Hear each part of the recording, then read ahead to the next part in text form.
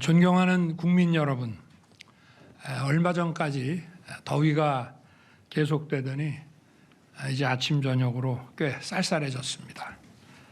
겨울 채비에 국민 여러분들 어려움이 없으신지 걱정입니다. 대통령이라는 자리는 늘 걱정이 많은 자리입니다. 더울 때는 더워서 걱정이고 추우면은 또 추위가 걱정입니다.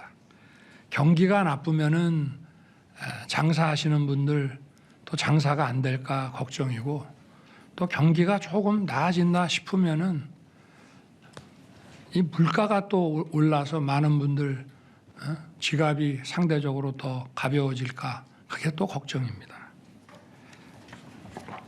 365일 24시간 노심초사하시면서 참 국민들도 열심히 일하고 힘드시지만 저 역시도 365일 24시간 정말 국민의 그 삶을 챙기는 것이 대통령의 어깨에 놓인 그런 책무라는 생각이 듭니다. 그렇지만 몸이 부서져라 일을 해도 어쨌든 국가와 국민의 민생을 위해서 일을 한다는 그 보람에 힘든지 모르고 늘 행복한 마음으로 지금까지 임기 반환점까지 이렇게 왔습니다. 돌이켜보면은 지난 2년 반 동안 국민에게 맡기신 일을 어떻게든 좀 잘해내기 위해서 쉬지 않고 달려왔습니다. 국민들 보시기에는 부족함이 많았을 것입니다. 그렇지만 제 진심은 늘 국민 옆에 있었습니다.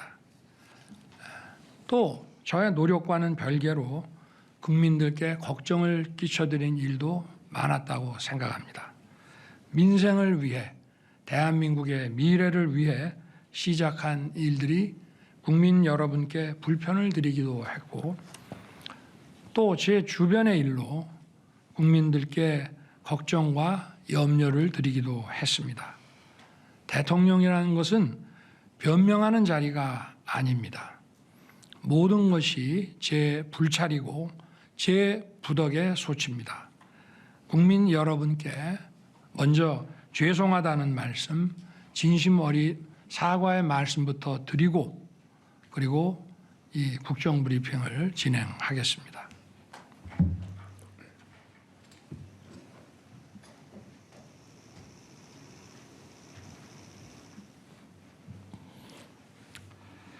앞으로도 챙기고 또 살펴서 국민 여러분께 불편과 걱정을 드리는 일이 없도록 최선을 다하겠습니다. 국민 여러분, 오늘 이 자리에 오니 대통령에 취임했을 때가 떠오릅니다. 나라 상황이 매우 힘든 것은 알고 있었습니다마는 막상 취임하고 보니 모든 여건이 생각했던 것보다 훨씬 더 어려웠습니다. 팬데믹의 여파는 아직 끝나지 않고 지속되고 있었고, 이러한 가운데 러시아가 우크라이나를 침공했습니다. 글로벌 공급망 교란으로 원유, 식량, 원자재 가격들이 치솟았고 고금리, 고물가, 고환율이 지속됐습니다. 당시의 거시지표를 보면 2008년 글로벌 금융위기보다 더 혹독한 글로벌 복합위기 상황이었습니다. 다른 거시지표도 훨씬 어려웠지만 그래도 2008년에는 중국의 경제 성장률이 9.7%, 10% 가까이 됐기 때문에 대중 수출이라든가 이런 측면에서는 어려움이 없었습니다. 그러나 저희가 정부를 인수했을 때에는 중국의 경제 성장률도 많이 하락해서 바로 이러한 데도 문제가 있었기 때문에 2008년보다 상황이 훨씬 심각했었습니다.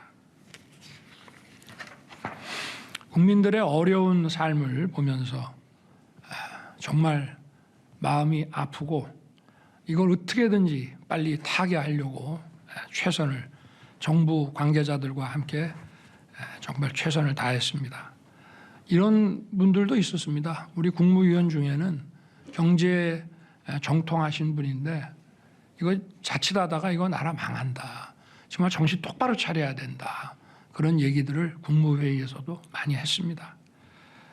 과연 정부가 이 총체적 난국을 헤쳐나갈 수 있을지 절박한 심정이었고 밤잠을 설친 날이 많았습니다. 이런 하나하나 잘못된 점을 바로잡으면서 위기 극복에 온 힘을 쏟았습니다. 우리 경제를 다시 일으켜서 국민 여러분의 삶을 조금이라도 나아지게 만들겠다는 단 하나의 생각뿐이었습니다. 이제 경제가 기지개를 켜고 있습니다. 올해 수출이 사상 최고치를 경신하고 경상수지 흑자도 700억 달러를 넘어설 것으로 전망됩니다. 올해 경제 성장률도 잠재 성장률 2%를 상회할 전망입니다. 내년 3월 24조 원 규모의 체코 원전 건설 사업 계약이 마무리되면 원전 산업을 비롯한 우리 산업 전반에도 더 큰 활력이 불어넣어질 것입니다. 하여튼 이 어려운 가운데에서도 지난 2년 반 동안 아무쪼록 열심히 뛰어주신 국민 여러분께 정말 깊이 감사드립니다. 존경하는 국민 여러분, 이제 임기 후반에 접어들게 됩니다. 저는 27년 5월 9일 제 임기를 마치는 그날까지 모든 힘을 쏟아 일을 하겠습니다. 그리고 늘 초심으로 돌아가서 매사를 다시 시작하는 마음으로 하겠습니다. 무엇보다 남은 2년 반은 민생의 변화를 최우선에 둘 것입니다.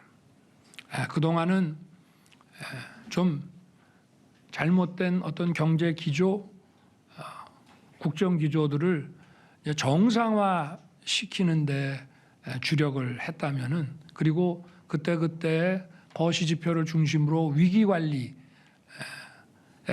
중점을 뒀다면 남은 2년 반은 이제 민생의 변화, 국민들께서 이러한 기조 변화에 따른 어떤 혜택을 더 체감하실 수 있게 그런 실질적인 변화에 역량을 집중시키겠다는 말씀입니다.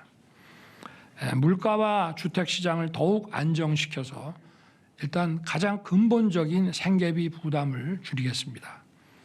그린벨트 해제, 또 재건축 활성화 등을 통해서 국민이 원하는 곳에 더 많은 주택을 공급하겠습니다. 소상공인, 자영업자들을 위한 금융지원과 재기지원 프로그램도 맞춤형으로 더 확대하겠습니다.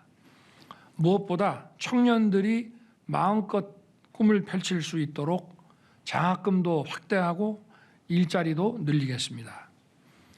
우리 정부의 복지는 퍼퓰리즘 복지가 아니고 정치 복지가 아니라 약자 복지입니다. 약자 복지를 지속적으로 더 확대하고 노인과 장애인을 위한 서비스 복지의 수혜 대상도 지속적으로 늘려 나가겠습니다. 또 서민들과 취약계층, 사회적 약자의 삶을 파괴하는 범죄에는 무관용으로 강력 대응하고 국민의 일상을 안전하게 지키겠습니다.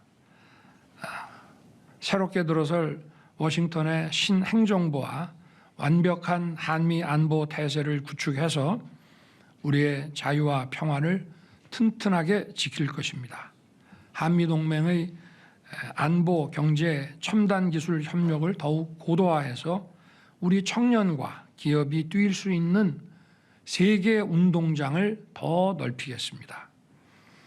그리고 우리 경제의 역동성을 높이는 데에도 박차를 가하겠습니다. 반도체 산업을 비롯해서 AI, 첨단 바이오, 퀀텀 등 신성장 동력을 계속 적극 발굴하고 육성해서 정책 지원도 강화하고 우리 미래를 위한 준비에 내실을 기하겠습니다. 원전 생태계의 완전한 복원도 계속 적극 추진할 것입니다. 국민 여러분, 연금, 의료, 노동, 교육개혁과 인구 위기를 극복하는 저출생을 위한 개혁, 즉 4+1 개혁은 민생과 직결된 겁니다. 또 우리의 미래를 지키는 것입니다. 과잉 경쟁이 해소돼야 됩니다. 불필요한 경쟁이라고 하는 것은 우리의 어떤 총 그 후생을 증가시키기 위해서 필요하고 유효한 범위 내에서 이루어져야 하는 것인데, 불필요한 과잉 경쟁은 우리 경제 사회에 독이 됩니다. 그리고 이러한 과잉 경쟁은 또 수도권 집중화를 초래합니다. 과잉 경쟁을 해소하고 살기 좋은 지방 시대를 열어서 인구 위기의 근본적인 해결책을 찾아 나가겠습니다. 의료 개혁은 국민들께서 걱정하지 않으시도록 차분하고 꼼꼼하게 추진해 나가겠습니다. 연금 개혁은 단일 개혁안을 정말 오랜만에 우리 정부 들어서 국회에 제출을 했습니다. 작년에는 무려 약 5,600조 규모의 가장 방대한 여론조사 FGI 수리 분석을 통해서 국회가 결정할 수 있는 단계로 만들어서 보냈고, 이번 22대에 들어와서는 우리가 아예 국회 논의 시간을 더 단축시키기 위해서 정부 단일 개혁안을 보내드렸기 때문에 조속한 논의가 이루어져서 이것이 개혁안이 정말 사회적 대합의를 거쳐서 조속히 마무리되기를 기대합니다. 노동개혁은 법치 확립의 토대 위에서 유연하고 활력 있는 노동시장을 만들겠습니다. 교육개혁은 이제 본 궤도에 올랐습니다. 늘봄 학교를 계획대로 확대하고 융합형 미래 인재 양성을 위한 새로운 교육의 틀을 세우겠습니다. 이건 모두 우리의 경제 성장을 위한 구조적인 개혁입니다. 여론과 민심에 귀를 기울여 국민의 불편을 최소화하고 차질 없이 개혁을 완수할 수 있도록 개혁 정책을 더 세심하게 챙기겠습니다.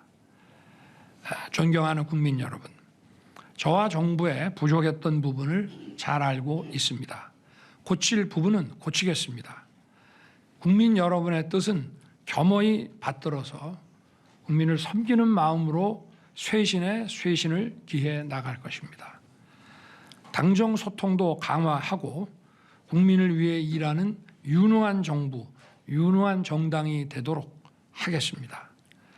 지금 우리는 대내외의 거센 도전 앞에 서 있습니다. 잘 해나가면 이 위기가 얼마든지 우리 발전의 기회로 바뀔 수 있습니다. 소모적 갈등으로 시간 낭비할 수가 없습니다. 민생과 미래를 위해서 하는 것보다 더 중요한 일은 없다고 생각합니다.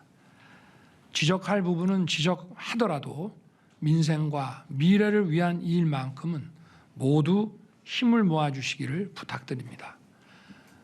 우리가 서로 진영이 다르고 생각이 다를 수 있지만 우리의 자녀들에게 좋은 미래를 선사해야 되는 것은 우리 모두의 공통의 과제 아니겠습니까? 저도 국민 모두의 마음을 모으기 위해 제 마음가짐부터 다시 돌아보면서 더 소통하고 더 노력하겠습니다. 국민 여러분께서 민생의 변화를 체감하고 더 나은 미래를 꿈꿀 수 있도록 저와 우리 정부는 최선을 다하겠습니다. 감사합니다.